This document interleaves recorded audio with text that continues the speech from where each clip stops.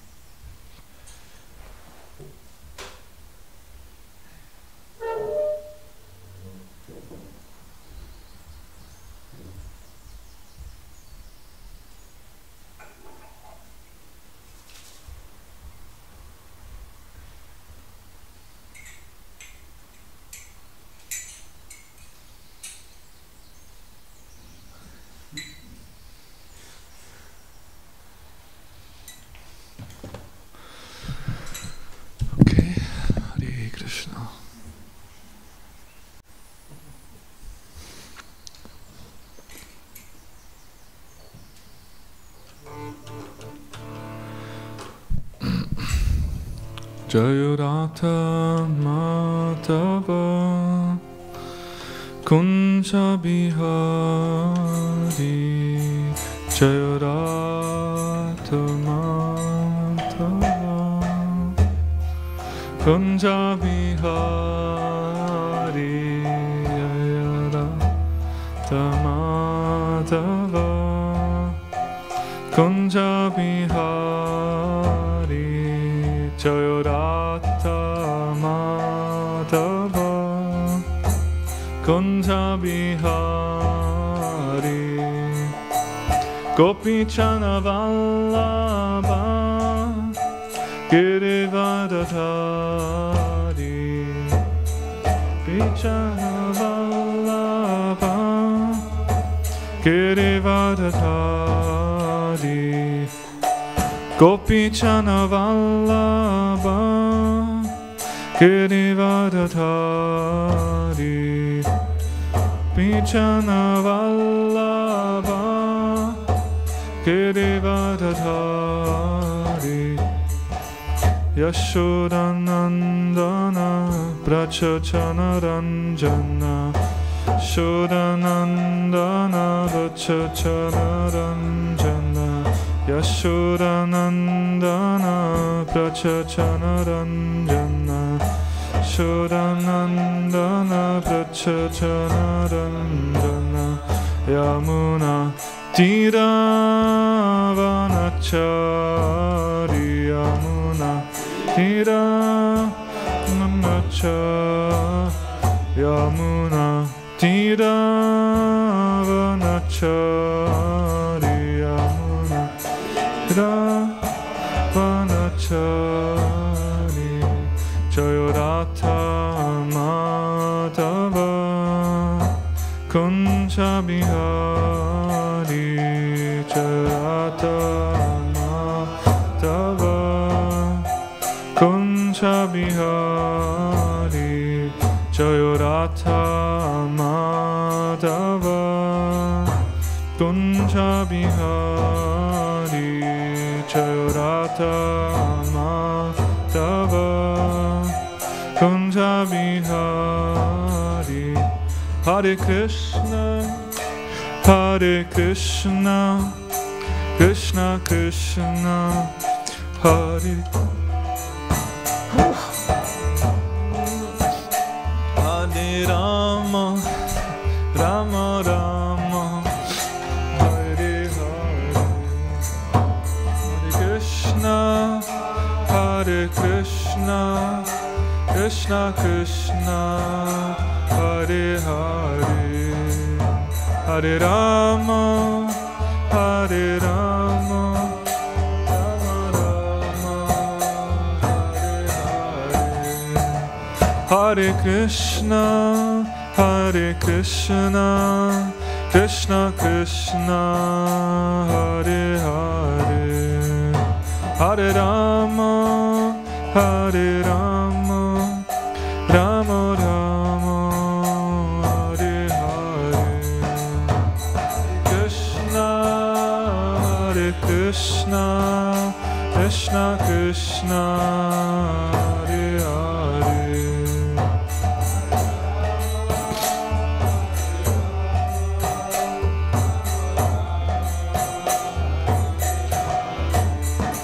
Jaya Prabhupada Jaya Prabhupada Jaya Prabhupada Srila Prabhupada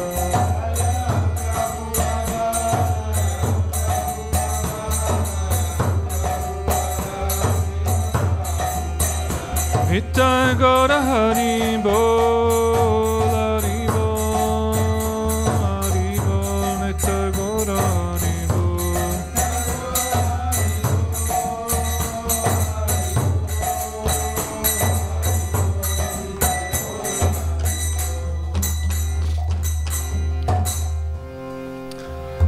Go Premanande Hari Hari Bol Jayam Vishnupad Paramahamsa Parivachakacharya Satra Satra Srimad Aisi Bhakti Vedanta Swami Srila Prabhupada Ki Jai Ananta Koti Vaishnavrinda Ki Jai Grantarat Srimad Bhagavatam Ki Jai Gaur Premanande. All glories to the assembled devotees. All glories to the assembled devotees. All glories to the assembled devotees. All glories to Shishi Guru and Gauranga.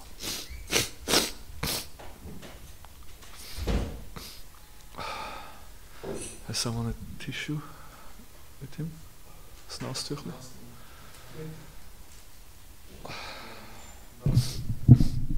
I think he gets one.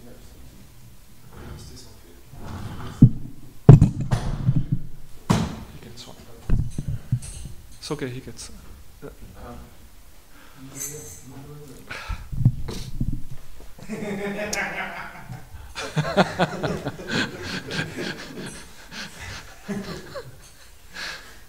Thank you.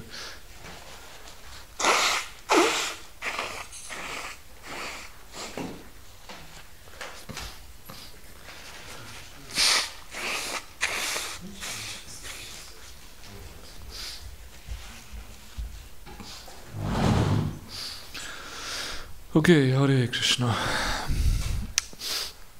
Om Namo Bhagavate Vasudevaya.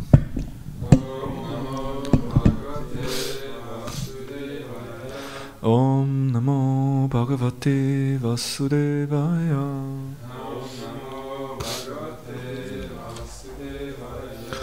Om Namo Bhagavate Vasudevaya. Om Namo Bhagavate Vasudevaya. Narayanam Namaskrityam Naram Jaiva Narottamam Devim Saraswatim Vyasam Tato Jayaudiraya. Nashta Praeshu Abhadreshu Nityam Bhagavata Sevaya Bhagavati Uttama Shloke Bhaktir Bhavati Naishtiki. So we're reading from Srimad Bhagavatam, Canto 4, Chapter 26, Text 17. Rama Uchuhu Nara Nata Najani Mas Nara Nata Najani Mas Tvat Priya Yat Vyavasyati Tvat Priya Yat Vyavasati Bhutale Niravastare Bhutale Niravastare Shayanam Pashya Shatruhan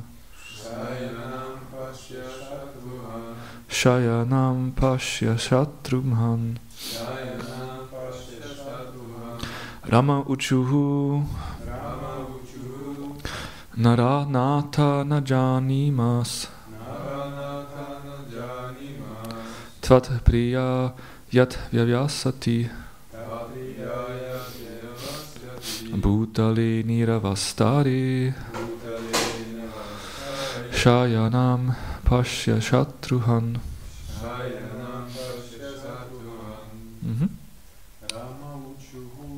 Rama Uchuhu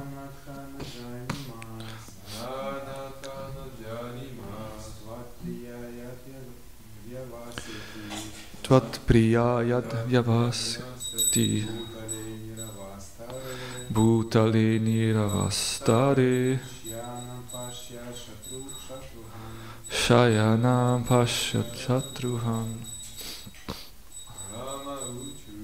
Rama Uchuhu Naranata Nachani Mas Tat Priya Yat Vyavasati Bhutale Niravastare Shayanam Pashya Shatruhan. Rama Uchuhu. The women thus spoke. Nara Nataha. O king. Na Janimaha. We do not know. Tvat Priya. Your beloved. Yat Vyavasyati. Why she has taken to this sort of life. Bhutale on the ground. Niravastare without bedding. Shayanam lying down. Pashya look. Shatruhan O killer of the enemies. Okay, Bhagavatam 4:26-17. Translation and purport by His Divine Grace, A.C. Bhaktivedanta Swami Srila Prabhupada Ki. All the women addressed the king, O master of the citizens, we do not know why your dear wife has taken on this sort of existence. O killer of enemies, kindly look, she is lying on the ground without bedding. We cannot understand why she is acting this way. Prabhupada's purport. When a person is devoid of devotional service or Vishnu Bhakti, he takes to many sinful activities. King Puranjana left home, neglected his own wife and engaged himself in killing animals. This is the position of all materialistic men. They do not care for married, chaste wife. They take the wife only as an instrument for sense enjoyment, not as a means for devotional service. To have unrestricted sex life, the karmis work very hard. They have concluded that the best course is to have sex with any woman and simply pay the price for her, as though she were a mercantile commodity. Thus they engage their energy in working very hard for such material acquisitions. Such materialistic people have lost their good intelligence. They must search out their intelligence within the heart. A person who does not have a chaste wife, accepted by religious principles, always has a bewildered intelligence. The wife of King Puranjana was lying on the ground because she was neglected by her husband. Actually, the woman must always be protected by her husband. We always speak of the goddess of fortune as being placed on the chest of Narayan. In other words, the wife must remain embraced by her husband. Thus she becomes beloved and well protected. Just as one saves his money and places it under his own personal protection, one should similarly protect his wife by his own personal supervision. Just as intelligence is always within the heart, so a beloved chaste wife should always have her place on the chest of a good husband. This is the proper relationship between husband and wife. A wife is therefore called Ardangani,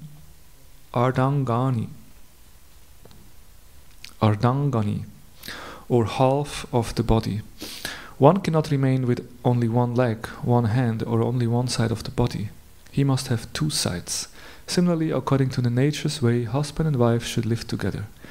In a lower species of life, among birds and animals, it is seen that by nature's arrangement, the husband and wife live together. It is similarly ideal in human life for the husband and wife to live together. The home should be a place for devotional service, and the wife should be chaste and accepted by a ritualistic ceremony. In this way, one can become happy at home. Hare Krishna.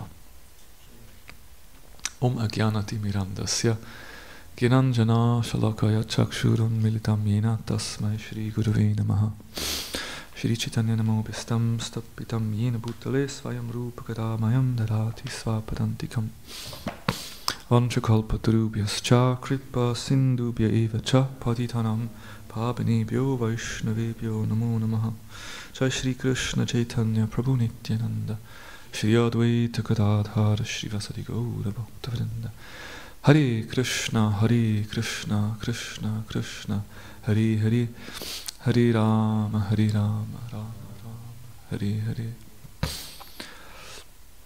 All the women addressed the king, O master of the citizens, we do not know why your dear wife has taken on this sort of existence.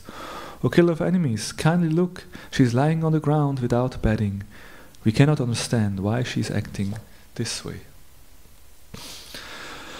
So we are here in the 26th chapter of the 4th canto of the Bhagavatam, which is titled King Puranjana Goes to the Forest to Hunt, and his queen becomes angry. So we heard the description. First we heard the description of the features of the chariot, which is an analogy how the jiva is seated on the material body. yantra rudhani mayaya. No? The body is like a vehicle, and the jiva sits on that body. And then we hear how Puranjana, seated on this chariot, hunts in the forest, kills the animals in the forest. And this represents the jiva performing forbidden acts under ignorance. When a living entity is influenced by avidya, by ignorance, then the living entity starts to commit all kinds of sinful activities. So basically, avidya or ignorance is the root cause for papa, for sinful acts. And now, what we hear now, the description is that Puranjana returns home and appeases his aggrieved wife. So Puranjana returns home, and when he comes back, then in this shloka today we hear that the maidservants, the women in the palace, they point to the queen and say, listen, dear king, your wife lays on the ground without bedding, and we don't know why. And so this whole part actually describes how the jiva regains his dharmic intelligence, how the jiva again comes to his senses. And now, because the wife represents the intelligence, and the intelligence laying not in a bed, but laying on the ground. And Vishnava Chakravarti Thakur explains following: her bed made of flowers represents the heart on which the intelligence endowed with dharma lies. So usually the intelligence is situated on the heart, which means intelligence should be connected with dharma. No, the proper function of intelligence is dharma, like using the intelligence for good activities. But here in this case, because the king went to the forest to hunt, performing forbidden activities, here the intelligence is not laying on the bed, not laying on the heart, not being endowed with dharma, but is laying on the ground, neglected. So that means dharma or religiosity was neglected, and the intelligence was not nicely situated on the bed, but was on the ground. That's the analogy here. And now actually Puranjana, or the living entity, becomes aware, oh my God, what's happening, and then slowly regaining that intelligence and understanding, I did a mistake. So that's the part of the analogy. And Srila Prabhupada explains, when a person is devoid of devotional service or Vishnu Bhakti, then he takes too many sinful activities. Now, usually when a jiva becomes too much absorbed in materialistic lifestyle, then the intelligence gets lost. We have quoted this shloka many times. This is Rishabdev speaks to his 100 sons. Nunam brahmate kurute vikarma yad indriya pritya aprinoti nasadu manye yada atmanoyam asan apikleshada ashadeha. This is 554. And here it says, when a person considers sense gratification the aim of life, and this is what 99% of everyone is doing, right? Everyone seeing sense gratification as the goal of life. So if one does so, he certainly becomes mad after a materialistic living and engages in all kinds of sinful activities. He does not know that due to his past misdeeds, he has already received a body which, although temporary, is the cause of misery. So, nunam pramate krute vikarma. Pramate means mad. If one is so much engaged in sense gratification, then one becomes mad after that enjoyment. And by that madness, one neglects dharma. Why should I care about what is good, what is bad. I just want it, you know. I like meat. You know. You can present so many reasons why eating meat is not good. Well, who cares? I like meat. You know. You can explain so many reasons why unrestricted sex life is not good. Who cares? It feels good, you know. That's the greatest enjoyment, so why should I care? It's quite crazy how our modern Western civilization is going in that direction, and modern science they support, you know, they support sense gratification. You know, like even in school, children, you know, that what they learn nowadays is, you know, like, you know, about sexuality, and you know, like, masturbation is good, you know, like, just you should explore your body and it's healthy. they teach like that, you know, like, you know, if from a Vedic point of view, you know, from the yogic science, we understand if if a man loses semen, then that's, you know, that means losing energy. So it's important to restrain, to, you know, learn how to control. In Vedic culture, you know, people were trained in brahmacharya, how to control one's senses. But in a modern Western civilization, the young people are learned or encouraged to just, you know, go for it. You know, just go for unrestricted sense gratification. And what is the result? One becomes mad after such pleasures, and then one acts in all kind of sinful activities.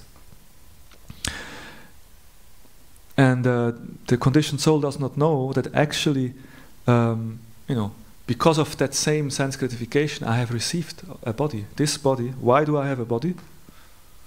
Because I have acted sinful in previous lives, and I had a desire for material sense gratification. And this body happens to be the source of all miseries. You know, from the body, so much pain is coming. Actually, the living entity should not have taken on a material body, but he has been awarded the material body for sense gratification. Therefore, I think it's not befitting an intelligent man to involve himself again in the activities of sense gratification, by which he perpetually gets material bodies, one after another. So, because of that desire, we got this body, and by just following that desire again and again, we get more and more bodies, and will continue to suffer. So that's one point that is made here, that the person who is devoid of Vishnu Bhakti takes to many sinful activities. This is the position of all materialistic men. And then Prabhupada especially speaks about sex life, and about how a materialistic man is not caring for married, chaste wife, but he is just going for as many different women as he can. And it's also very, you know, like, going on like anything nowadays. Especially online, you have, you know, platforms where you can just, you know, date any woman just for sex, you know. And this is going on like, yeah, it becomes very mainstream. And Prabhupada then in the second part of the purport emphasizes the importance of having a chaste wife, and also that one should accept a wife married by the Vivaha ceremony, ritualistic ceremony, Vedic ceremony. One should accept a wife, a chaste wife, and then the woman needs to be protected.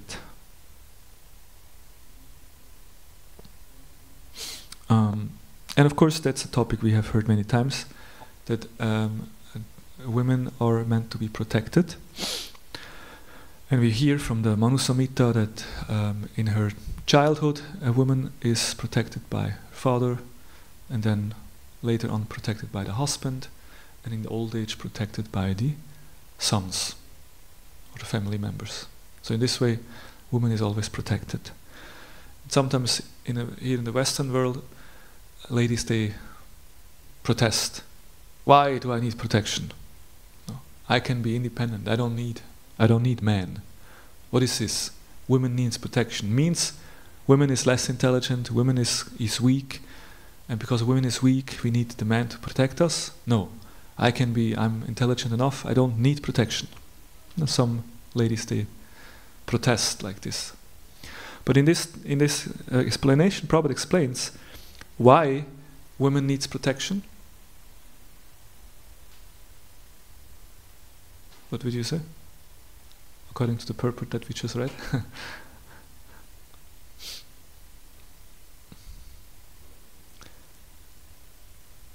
Okay. Yes? Потому что женщина не может без мужчины принять решение. Because woman can decide anything without help of man. Okay, because women are not able to make decisions without the help of a man. I think the modern Western women will not agree with that.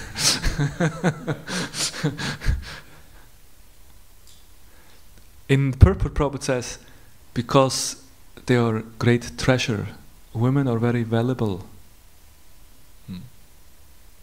It's interesting, no? Prabhupada gives the analogy that just as one earns a lot of money and then very carefully protects that money, maybe there is a treasure, like you put money in you hide it somewhere, or you keep money always close to yourself. Like when we travel, we have this, special bags we put around our body to protect the money, that pocket thieves cannot just take it away. We are very careful with our valuables. So similarly, because woman is very valuable for the man, the woman is described as the source of inspiration and intelligence and also creativity, and women are so valuable. Also, of course, the women are the mothers, and from the mothers comes the children, so that from there comes the next generation. So without women, how it's not going to work. So women are valuable, and that's why they are protected and kept safe, because it's a great treasure. So I think that it's an interesting way to look at it. But then an even more interesting way to look at it is that, so we say that women need to be protected by men, but on the other hand, actually, the chaste wife protects the man. So we can turn the whole things around, like we say, okay, man, I have to protect this weak woman. But in fact, the chaste woman is the one who actually protects the man.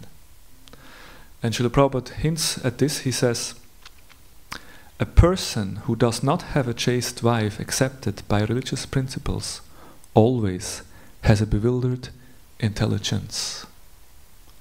Who is properly married here in this room?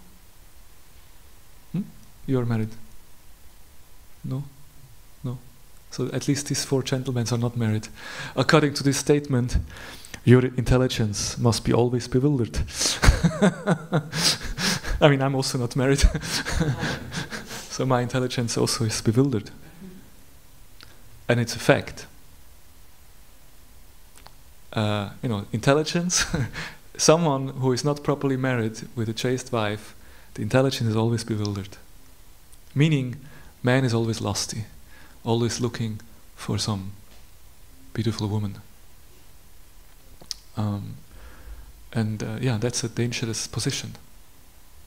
Because anytime you can become, just running after women here and there.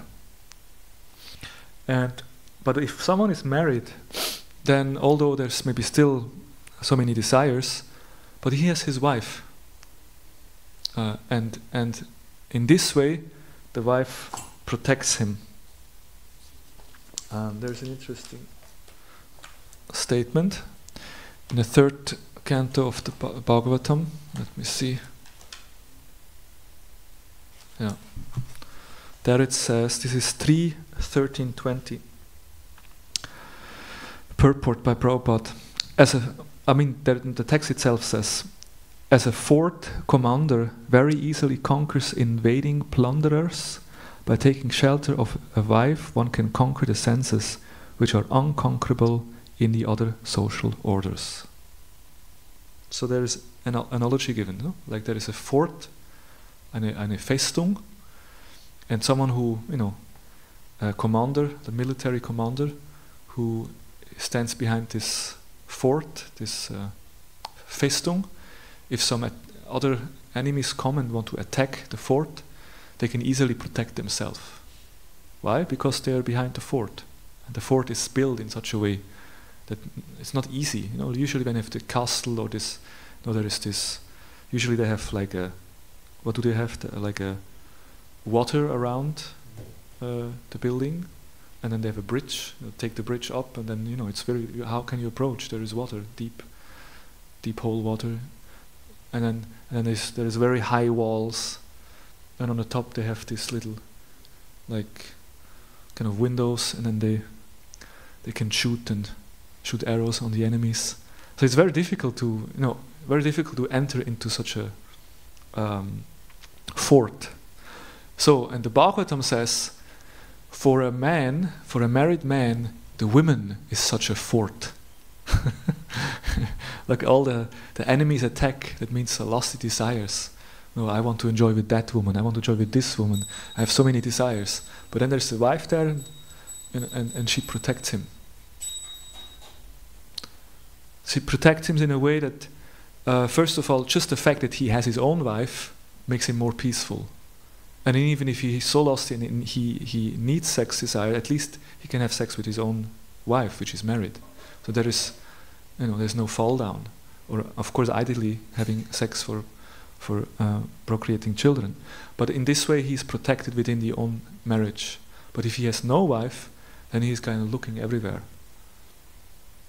And so this is, and Prabhupada says in the purport, of the four orders of human society, the student or brahmachari order, the householder or grihastha order, the retired or vanaprastha order, and the renounced order, sannyasi order, the householder is on the safe side. Safe, not the grihastha is safe. Everyone else is different, challenging position. The bodily senses are considered plunderers of the fort of the body. The wife is supposed to be the commander of the fort. And therefore, whenever there is an attack on the body by the senses, it is the wife who protects the body from being smashed. The sex demand is inevitable for everyone, but one who has a fixed wife is saved from the onslaught of sense enemies. A man who possesses a good wife does not create a disturbance in society by corrupting virgin girls. Without fixed wife, a man becomes a debauchee of the first order and is a nuisance in society, unless he is trained brahmachari, vanaprastha or sannyasi. Unless there is rigid and systematic training of the brahmachari by the expert spiritual master, and unless the student is obedient, it is sure that the so-called brahmachari will fall prey to the attack of sex. There is so many instances of fall down, even for great yogis like Vishwamitra. A grihastha is saved, however, because of his faithful wife. Sex life is the cause of material bondage, and therefore it is prohibited. Is three ashrams and is allowed only in the grihastha ashram. The grihastha is responsible for producing first quality brahmacharis, vanaprasthas and sannyasis. Hare Krishna. So if you're a married man, make sure you get a sannyasi son in the future. It's your duty. So, but that's an interesting conceptual, interesting principle. And I personally, from my experience, experience from what I have heard from others. Like once a senior devotee, Prabhupada disciple, approached me, Krishna Prem, you're serving as temple president, and you have so much pressure, so much stress. I think I have a good solution for you. You should get married. If you get married, then you will get support. Your wife will support you in your service, and that will give you some relief. Of course, that Prabhupada disciple was a grihastha. And he said, and also the mind will be more peaceful. No, if I'm in a yoga studio with so many young girls, but I'm not agitated because I have my wife on my side. So okay. Thank you for the good advice. It's something to consider. Of course, as you can see, I didn't follow that advice because I do have many sannyasis that also preach to me and they tell me different advice. Jai Jagannath Baladev Subhadra Shishiko Nitai Ki Jai. But yes, that can be one consideration, that I perform my devotional service, and if I accept a wife, then the wife, can support me in my devotional service. Together we can perform devotional service. That's why Prabhupada says here in the purport, a materialistic person, they accept women just for their own sense gratification. But actually a devotee should accept a woman for devotional service. No, you accept a wife so that together you can perform devotional service. So that you become a team, teamwork. Together you can serve Krishna better. And the other point is that what Prabhupada says, a person who does not have a chaste wife accepted by religious principles always has a bewildered intelligence. I mean, there's a lot of truth there. If we are honest, most men are a bit agitated. Most men are a bit, disturbed because, they would like to have a woman. And Prabhupada speaks about it at the end of the purport that men and women, they are together. Like you look at the animal kingdom, female and male, they always live together. It's not, you don't see some animals that just live alone, and usually they always stick together. That's just how nature works. That's why men and women should live together also here and have a happy home life, as Prabhupada says here. And if one is alone, then there's always some disturbance is always there.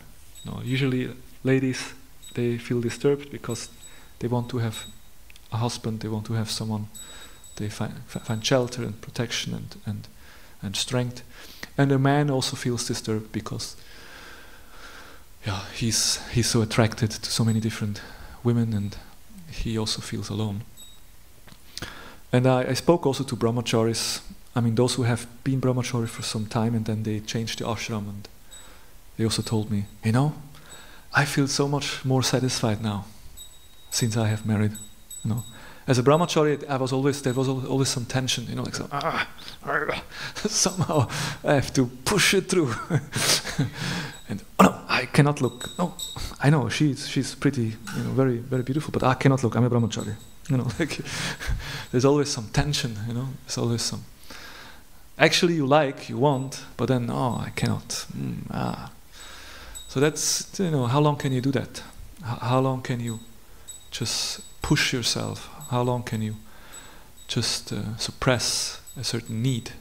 And then that devotee told me, now I'm married, I feel so relaxed, because I have my woman, she's beautiful, I like her, and we have, intimate relationship.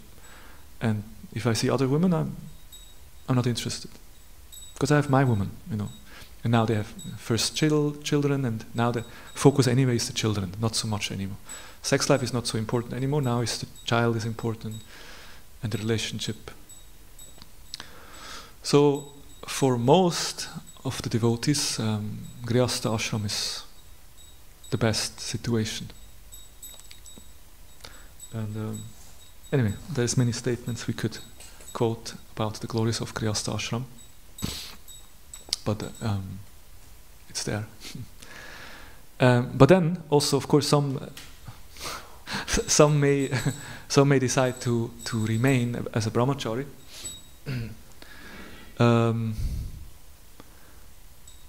But then those who want to remain brahmachari and really go the path of renunciation, then they need to be very honest, and they also need to actually find that spiritual shelter. Otherwise, it's not possible on a long run. No, Yadunandan Swami? He wrote a book. He's from Spain. He wrote a book on sannyasi ashram, and especially the difficulties that many sannyasis had in the past. And on the backside of the book, there is a picture of Maharaj, and you see Maharaj, and then in the background there is a picture on the wall of whom? Srimati Radharani.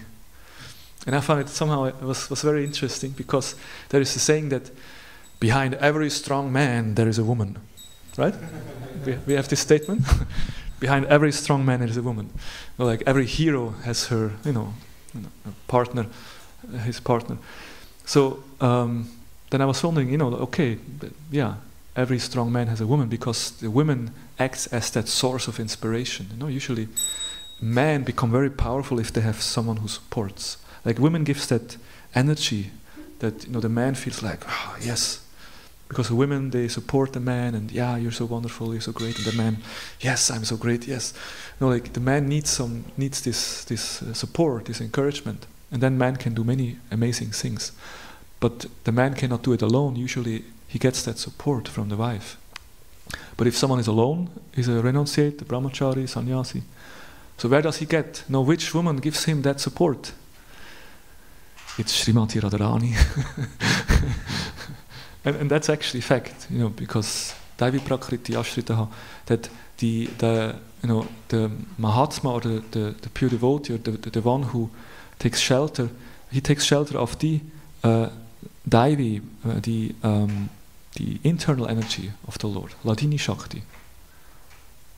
And Ladini Radharani is actually the personification of that internal spiritual potency. So if someone is able to connect with that inner spiritual energy of the Lord, then one will find a lot of inspiration and shelter there. And then one is deeply connected on a spiritual platform. That's the idea of Brahmacharya also. What does Brahmacharya mean? Brahma means spiritual, and Acharya means acting. One who is acting on a spiritual platform. That's the idea of Brahmacharya. You act on a spiritual platform, and that's why you're satisfied. And of course, that's easier said than achieved. So, for example, I'm not claiming that I'm on that platform, and that's the challenge, because there is something in between, there's the goal to be connected with that spiritual energy and fully absorbed in that spiritual bliss, and then there is the path there. And on that path, most they decide to, change the ashram, because it's just difficult. So in the way between, we still have material desires, but you want to attain higher spiritual realizations. In between, you need a lot of tolerance and patience. And if you have tolerance and patience, then you can do it. But if you don't have tolerance and patience, most probably it's better to just get married and then be satisfied in that ashram. Yes. But, as it said here, the Grihastha ashram in principle is the more safe ashram. Sometimes it's said that Brahmachari or Sannyasa ashram is the faster ashram. You can go fast because you're fully absorbed in spiritual activities, but it's dangerous. And the Grihastha ashram might be a little slower, but it's safe. Okay, your choice. I think that's all. It's an important. It's not so much need for choice, because most of us will be in the Grihastha ashram, mostly. Okay, that's what I wanted to share from this purport. Again, the text. The women address the king, O master of the citizens, we do not know why your dear wife has taken on this sort of existence, O killer of the enemies. Kindly look, she's lying on the ground without bedding. We cannot understand why she's acting this way. So the intelligence, was irreligious, so that's why it was not supported by Dharma. That's why not on the bed, but on the ground. And Prabhupada speaks about the sinful man who is running after sex life, but ideally we are protected by the chaste wife or by marriage, and in this way together we can make spiritual progress. Are there any comments or questions? Yes.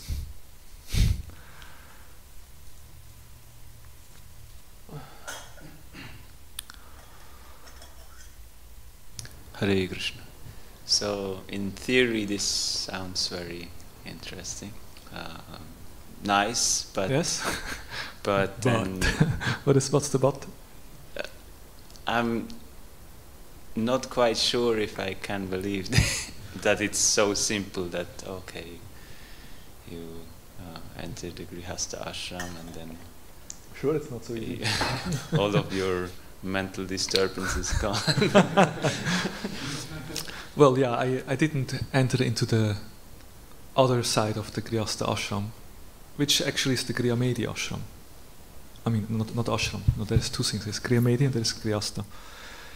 And if one actually enters into the Grihastha ashram, then it is actually a shelter and it is a place where you can find peaceful. But if you have elements of Griyamedi inside there, then the problem starts. Of course, even in the Grihastha ashram, if you're looking closely, it's also not so easy.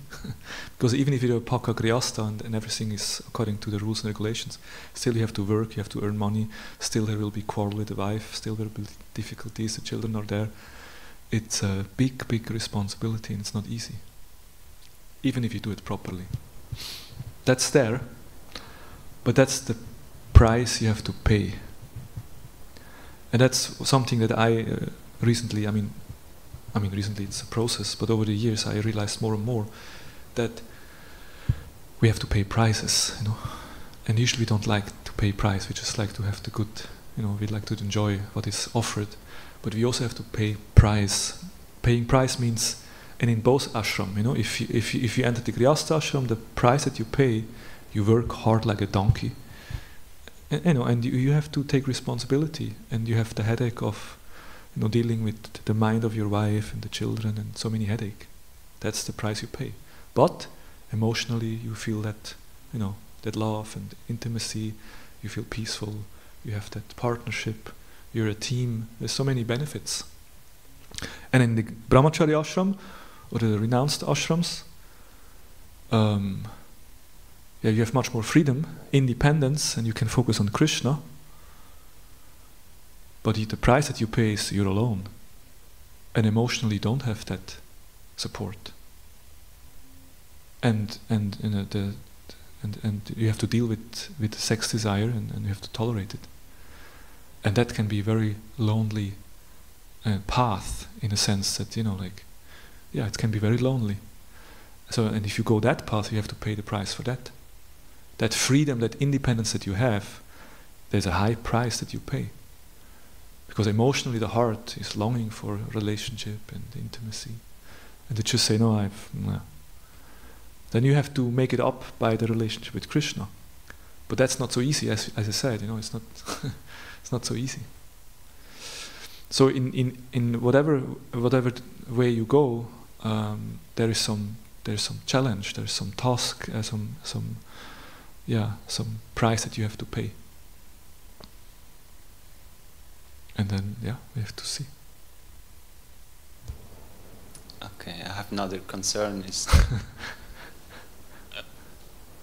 we have, Prabhupada said that all devotees should live in communities, except for the brahmacharis who can be in preaching center, which are usually in cities, which is not very conducive, not the best environment to practice. Yes. Krishna consciousness. But in practice we see that many devotees no bachelors many devotees are not willing to live in communities because it's too much mode of goodness. That's from my experience. That most grihasthas, they live outside, they have their own apartment, they work for non-devotees, and then that's I can't really see how this can be. Yes, so that's an observation that you have. Yeah. It was not Prabhupada's vision, I can only say that. I mean, of course, it's easy for me to talk, I'm a brahmachari, and so better some grihastha would speak about this topic. But from what I can observe, from my understanding, the way nowadays many grihasthas live their life, that was not exactly what Prabhupada had envisioned. Either you live in communities, as you said, because then you get that association. And we have, Langenthal, they have a situation where actually many people live close by the temple and are engaged in the services. And they visit the temple. Of course, it's a smaller community. Zurich is much bigger. But they have some way of communities going on there, which is helpful for the individuals. So ideally, devotees, they make sure that they have some association with other devotees. And also the work that they perform, ideally, they do something, together with devotees. And I was quite impressed by His Holiness Kadamba Kanana Maharaj in his last months with us on this planet. He very much emphasized this preaching spirit. I spoke about this before. He said like, okay, you're Grihastha, you're a married couple, but why are you just doing a job and chant your rounds and that's all what you do? Why don't you go to a city where nobody is and you open a preaching center? Be a pioneer, be a preacher in Krishna consciousness. Do something for the mission.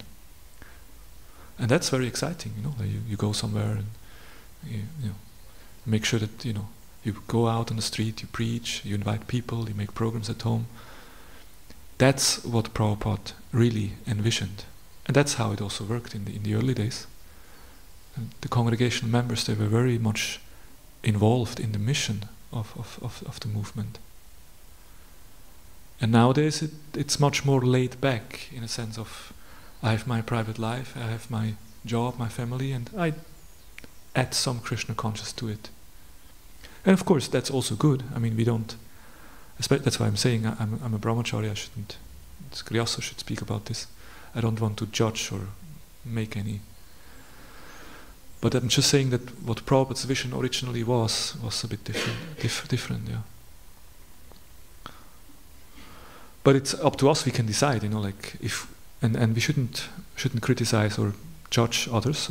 That's their personal decision, and there may be a reason for why they chose the lifestyle they have. But we can make a difference. We can make our own decision. I can say, okay, I want to live in communities, or I want to be a preacher in Krishna consciousness.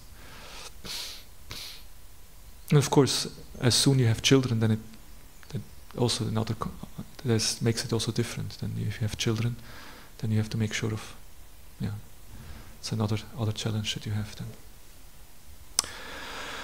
Okay, it's a vast topic, and we already went over time, and that's why we'll end here, and we can continue the discussion tomorrow with the next speaker. Grandara Srimad Bhagavatam Ki Jai, Srila Prabhupada Ki Jai, Gaur Premanande, Hari Hari Bol.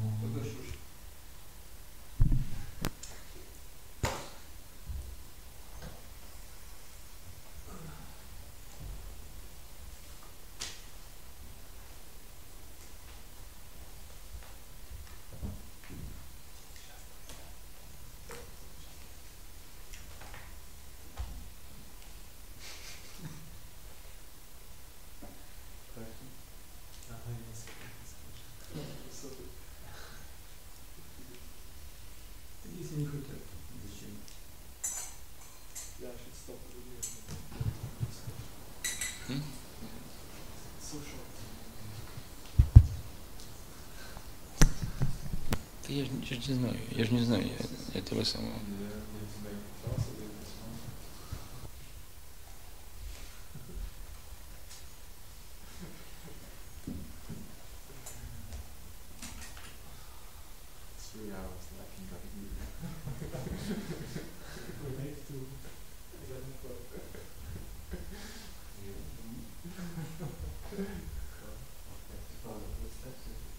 Thank you.